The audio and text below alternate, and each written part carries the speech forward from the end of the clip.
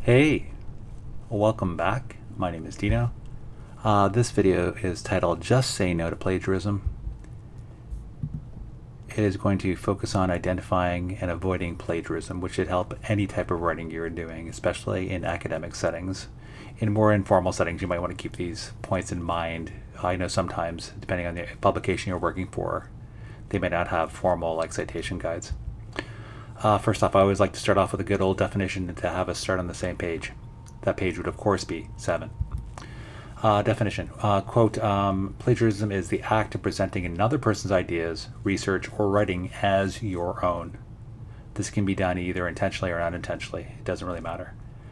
From this, plagiarism includes presenting another's ideas as your own. This can be an uncredited quote, like a quotation from someone, an idea that you're you're communicating that's a bit too close to the source. Could be a statistic or a date that is very specific and not widely known. And again, it occurs with or without intention. Whether you do it or not, it doesn't matter. You're still will be plagiarizing. Hopefully, to make this a bit more clear, because plagiarism can be a bit cloudy for some. I'll give you the 3 main categories. These are from Yale. The first one is using a source's language without quoting. So it's basically like a quotation. So taking that quote without quoting it and putting quotation marks on the source's name. Using information from a source without attribution. So you're basically taking that idea and you're not attributing it to that source. And paraphrasing a source in a form that stays too close to the original. So it's like you're trying to rephrase it and you're using words that are very similar to the original. So it's like you want to make sure that you're checking for all of these. Some of you may be wondering, so what is the importance of this? Why do I need to know about plagiarism? It is, especially in academic circumstances, and just generally, I think you want to think about this. Plagiarism is always a serious academic offense, but it's like something that I think your readers want to make sure that they know what you're writing is yours and what you're writing when it's some of your ideas are based on something else. From this, it can lead to negative academic consequences. Depending on the severity, the academic consequences can be quite dear. And it also, and I think this is also equally important, and it's something I want you to think about, especially in the era of ChatGPT and AI that can do writing for you. It deprives you of the chance to both think and write clearly. Like, I think people think it's just about writing, but it's really about the thinking that you're doing. And if you're using someone else's ideas too liberally without attribution, it's keeping you from learning how to think well and communicating those ideas through writing or speaking, etc. And more specifically, it's how you understand and use others' ideas. So by showing that you understand someone else's ideas and use it well, that can show that you're an authoritative and thoughtful person, which is really important today, especially because the world is so chaotic and you need to think clearly to get through it.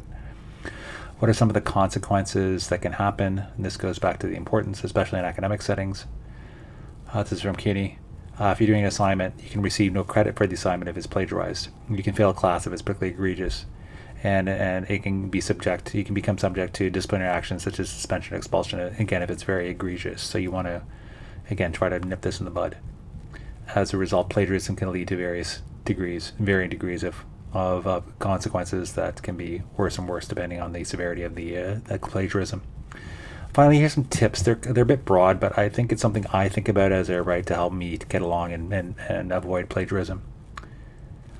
Something that really helps me, and I think I've heard my peers in other institutions that I've previously studied at say this.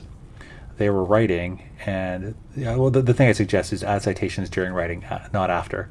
When people often leave editing much too late, and they often think, oh, I can add my citations, my in-text citations, and my references after I'm done writing.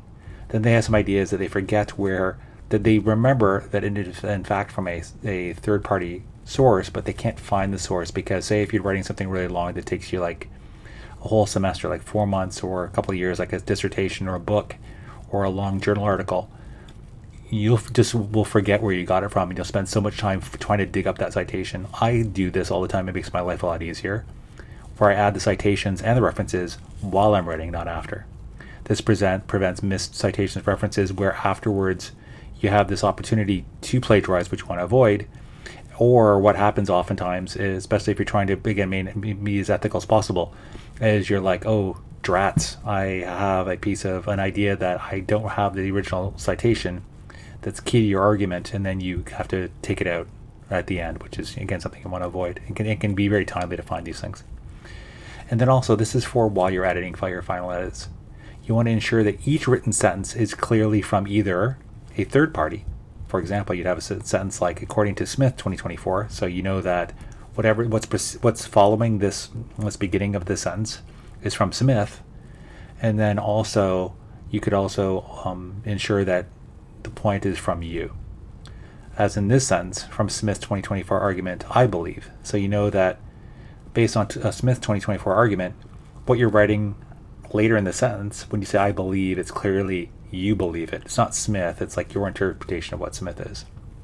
And you want to review and edit your text to ensure authorship is clear. Every sentence that you write should either be from a third party, like Smith, Jones, whoever you're writing from, or from you. That's made my life so much easier and sort of clarified all this, because if I have a sentence that I don't know if it's from a third party or from myself, and I read this a lot when I'm reviewing people's texts, I don't know where it's from, and then that's not useful. That can set you up for a problem with plagiarism. It takes some time. That's why I often have assignments that are shorter, because it takes time to do this. So make sure you build in editing time to do this. That was Just Say No to Plagiarism. My name is Dino. Thanks for watching. Please feel free to like this video. Please feel free to comment. Did you like the definition? If so, why? If not, why not? What do you think of the main categories? What do you think of the importance of proper citations and references, especially when so much text is online and so much of it's informal and not academic? And anything else. Finally, please feel free to subscribe to this channel if you like this type of video. Thanks for watching. Take care.